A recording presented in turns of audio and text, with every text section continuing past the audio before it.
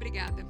Bom, agora, para completar a dobradinha na aula magna, eu convido então ao palco a enfermeira Edinalda Maria Franchi, que é enfermeira estomaterapeuta no Hospital das Clínicas de São Paulo, aqui no Brasil, mestre em Ciências da Saúde, enfermeira do Núcleo Técnico de Cuidados Paliativos do Hospital das Clínicas e coordenadora adjunta do curso de pós-graduação em estomaterapia da Unital. E também é diretora do Departamento de Desenvolvimento Profissional da SOBEST.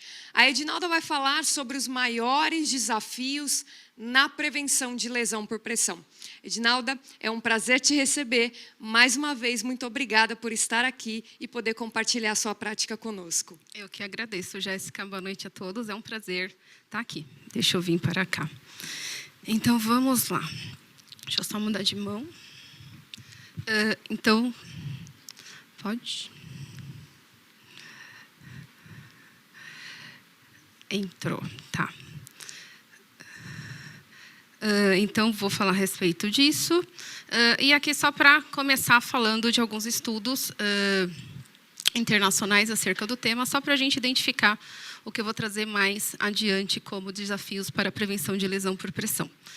Então, aqui fala a respeito de dificuldade nas avaliações de risco, dúvida na seleção de qual ferramenta, de qual instrumento utilizar para avaliação de risco, erros na avaliação e na identificação também da lesão por pressão, divergência no estadiamento da lesão por pressão entre os profissionais que fazem a avaliação e falta de registro em prontuário. Aí, um outro estudo também vai acrescentar algumas coisas similares, mas outras que complementam. Falta de pessoal, ou então carga excessiva de trabalho, falta de treinamento, falta de habilidade em usar ferramenta de avaliação de risco, escassez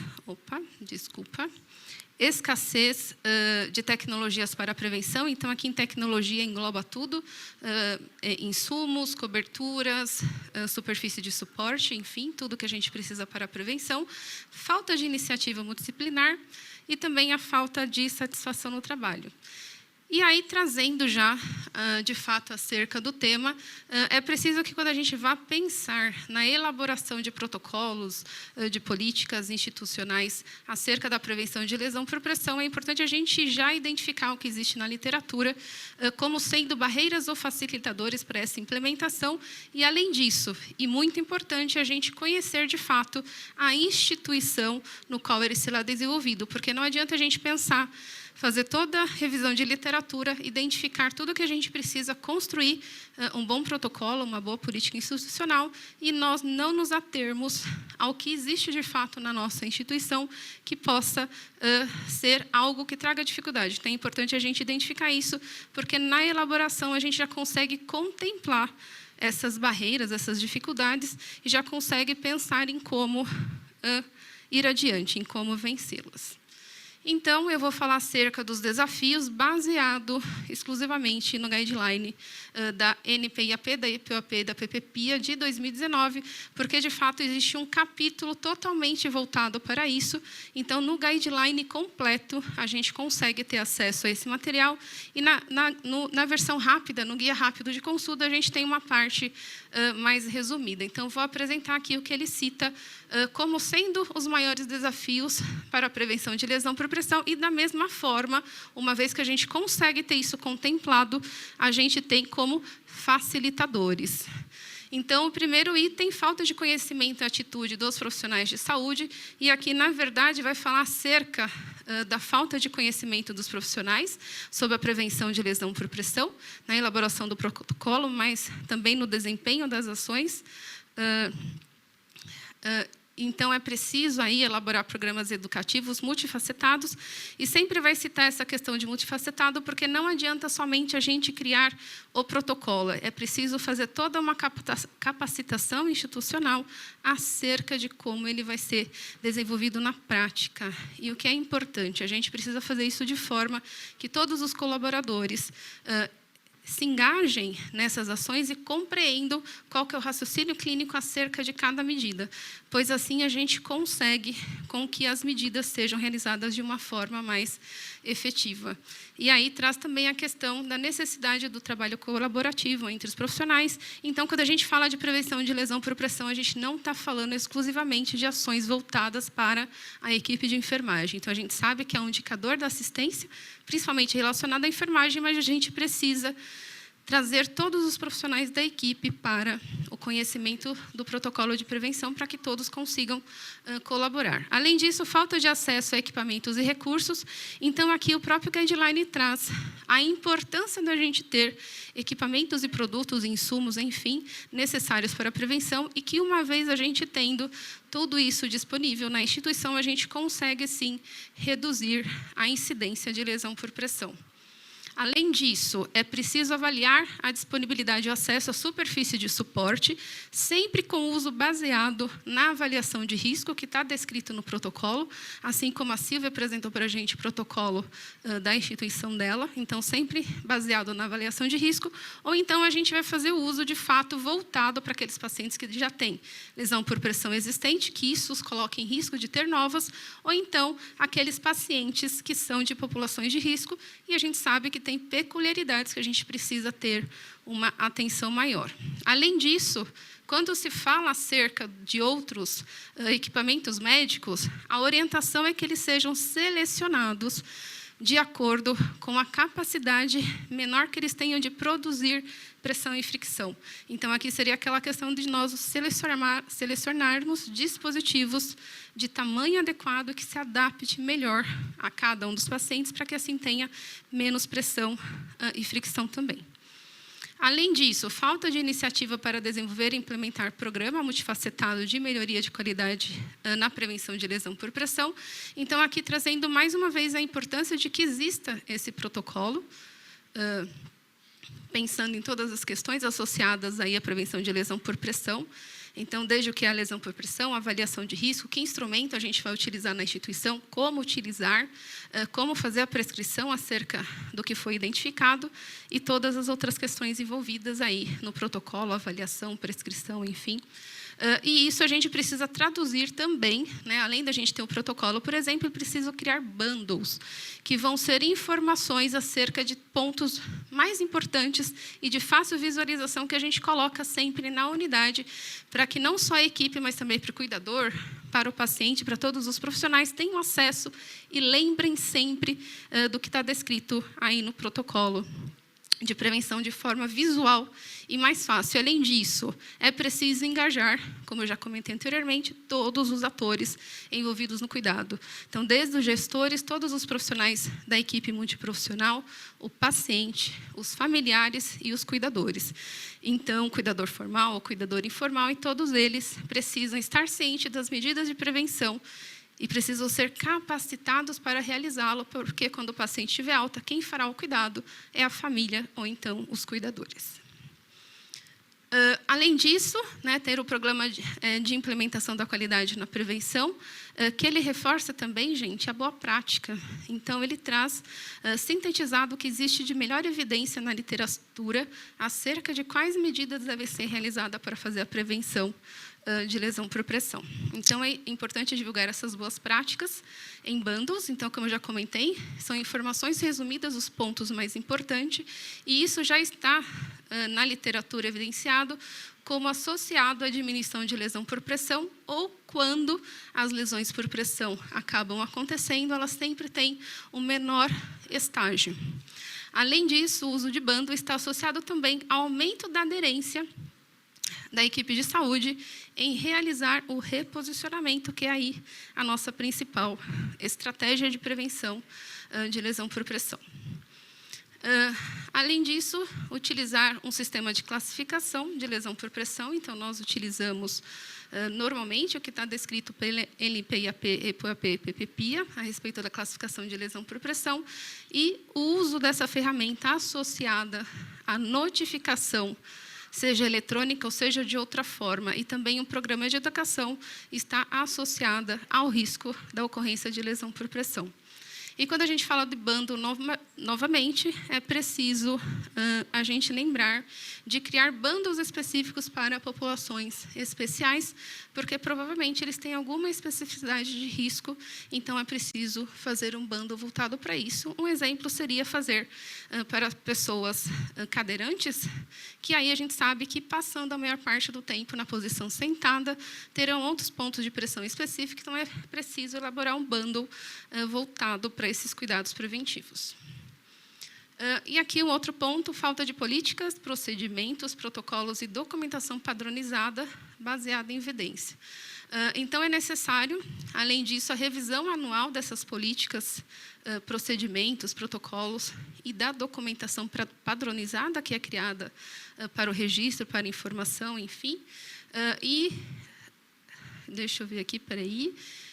Então, que está sendo desenvolvido, e, além da revisão anual desses documentos, baseado na evidência daquele momento, é preciso rever a prática. Então, verificar novamente como aquelas ações que foram propostas estão sendo realizadas. E outra coisa que a gente percebe aqui é que essa documentação padronizada melhora a qualidade das medidas de prevenção e também aumenta a acurácia e promove a comunicação entre os membros da equipe. Então, mais uma vez, trazendo aí o que a Silvia trouxe na apresentação dela da importância do registro. Então, registros, de fato, se nós não realizamos o registro em prontuário, é uma ação que não aconteceu. Então, com o registro, a gente consegue até fazer a comunicação entre a equipe. Outro ponto, a falta de ferramentas para apoiar a tomada de decisão. Então, eu vou falar aqui que, de fato, a gente ter uma ferramenta, um protocolo elaborado, a Silvia mostrou, então, a importância de que exista isso na instituição para nortear a seleção aí do cuidado que será realizado para o paciente de uma forma mais facilitada e de forma também que todos consigam seguir a mesma orientação. Então, isso facilita de forma que no mesmo paciente avaliado, a conduta a ser tomada seja muito parecida se vários profissionais fossem avaliá-lo. E aí a importância de trazer algoritmos e flowcharts, porque é uma informação visual e muitas vezes quando a gente está com pressa de identificar qual que é a melhor conduta a ser realizada, a gente olha já imediatamente essa figura ilustrativa e a gente consegue obter uma informação de forma mais rápida para a gente implementar na assistência daquele paciente que estamos precisando. E as ferramentas precisam estar aliadas à evidência recente e também oferecer opções de tratamento, né, de manejo. Então, tanto de manejo oferecendo essas possibilidades para o profissional, quanto para o indivíduo, o próprio paciente, o cuidador e a equipe. Então, é preciso que eles apontem mais de uma estratégia para realizar as medidas preventivas ou de tratamento, para que, de acordo com a avaliação em conjunto com o paciente e com o cuidador, nós consigamos identificar qual a melhor estratégia para ser usada, uma vez que o cuidado, de fato, é planejado de forma individualizada. Falta de liderança clínica para motivar a prevenção. Então, aqui o guideline aponta a questão de ter um champion, um líder. Então, seria um profissional com mais experiência em prevenção de lesão por pressão, por exemplo. Aqui é apontado sempre que essa pessoa costuma ser um enfermeiro, ou enfermeiro da educação continuada, ou um estomaterapeuta, ou alguém que tem essa habilidade e conhecimento de prevenção de lesão por pressão. Isso também está associado à redução de lesão por pressão. Esse líder, qual que é o papel dele? Tanto de educador, de auditor, ele vai planejar e realizar o cuidado conjuntamente com a equipe que ele está orientando acerca do cuidado daquele paciente. E aí traz também, além disso, de ter esse líder, é importante ter a referência desse paciente, o encaminhamento desse paciente, ou para o enfermeiro estomaterapeuta, ou então para o serviço de estomaterapia. E aí a gente vem agora falando a respeito do treinamento, né, de prevenção de lesão por pressão. Então, a gente vem falando acerca dos conhecimentos que são necessários, e aí vem, de fato, a questão do treinamento, do programa de educação, que faz parte desse programa de prevenção. Então, uma vez que ele é elaborado, é preciso, de fato, com que a equipe seja capacitada de como está realizando. E aí, dentre as medidas, né, as estratégias de ensino são variadas.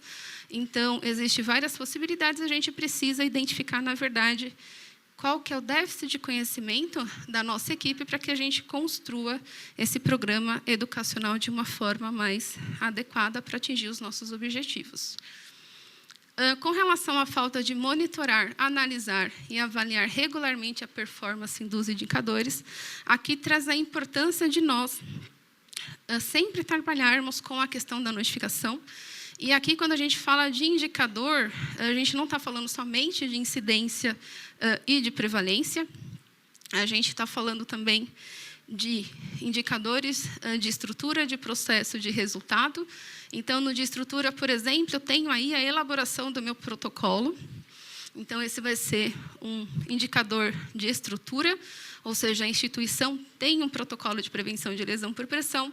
Quando eu vou para o indicador de processo, isso significa que todo paciente que é admitido na instituição é avaliado, ou seja, o protocolo é aplicado de forma com que ele seja avaliado e seja identificado qual o risco.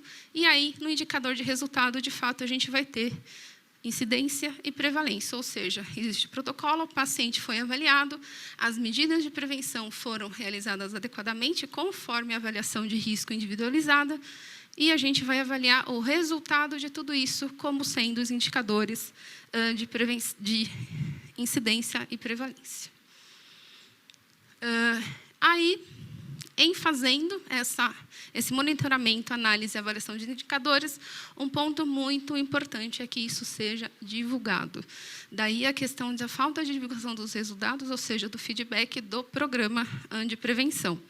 Então, é preciso que esses resultados sejam divulgados para toda a equipe de saúde multiprofissional, ou seja, para toda a instituição, e não só para eles, mas também para os familiares, para o paciente, os cuidadores, ou seja, nós vamos envolver todos os atores aí envolvidos de fato no cuidado, e esse feedback tem que ser dado semanalmente ou mensalmente. E aí as formas de realizar esse feedback é variado, então vai depender do que a instituição vai estabelecer de informação, se vai divulgar em flyer, se vai afixar essa informação na unidade, se a equipe vai receber isso por e-mail, enfim, o importante aí é divulgar, porque de fato os resultados, né, a divulgação dos resultados acaba colaborando com que toda a instituição, os profissionais, mantenham aquele cuidado, se o resultado estiver sendo satisfatório, ou então a instituição consiga implementar medidas de melhoria. E aqui fala acerca da introdução de reconhecimento ou prêmio, ou seja, isso como uma forma de incentivo para que a equipe realize as medidas de prevenção descritas no protocolo para aí atingir o resultado de prevenção de lesão por pressão. Então, aqui, já estou finalizando, então aqui só um lembrete, caso vocês não tenham visto ainda, mas nós temos a versão em português, traduzida, do guideline, versão rápida, tá, de consulta rápida. Então, ele está disponível no site da EPUAP, desculpem-me, na parte de traduções, e lá vocês vão acessar gratuitamente ele na íntegra. E aqui só para dizer que nós tivemos a participação da SOBEST, de alguns dos membros, tá? Tanto na elaboração quanto na revisão da tradução. E uma frase muito parecida com que a Silvia terminou a fala dela, que a prevenção, de fato, é sempre o melhor caminho. E aqui uma frase também, já encerrando: o sucesso é a soma de pequenos esforços repetidos todos os dias. Então, achei isso parecido com a questão da prevenção, porque é algo que nós vamos continuamente estar realizando com o nosso paciente, e todas essas questões de treinamento, de educação, de capacitação de todos os atores aí envolvidos no cuidado. Obrigada.